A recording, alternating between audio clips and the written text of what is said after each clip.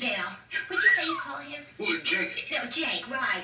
Jake, this is Lucybelle. I thought they could get acquainted while we're at dinner. At dinner? Yeah, it was tonight, wasn't it? Right, yes. And I was just about to call you. Something came up, and I'm afraid you're going to have to give me a rain check. Oh, well, of course. It really doesn't matter. Oh, but it does. It matters a lot, Liz. No, Dr. Bartlett. You see what happened was,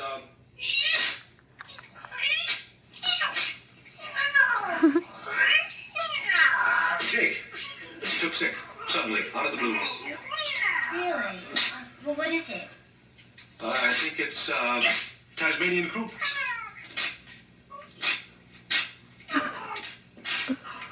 Poor thing, you know, he sounds terrible. You better not let her get too close. Stop milking it. What? Hmm? Oh, I said I was just about to rush you to the vet. Oh, the vet. Oh, that's a good idea, Frank. Hey, you know there's a very good vet who lives right in the building, a Dr. Winger. He specializes in cats. I'm sure he'd be glad to take a look at it. Jake prefers a general practitioner. Look, I'm sorry about dinner, Liz. I'll make it up to you. How about a picnic? I'd love it. Tomorrow? You handled that situation very well, Frank. I didn't enjoy lying to Liz. She's a very unusual person. Our kitty cat's not too bad either. There's plenty of time for that. That's all right for you to say, but I've been confined to a spaceship for 5 months.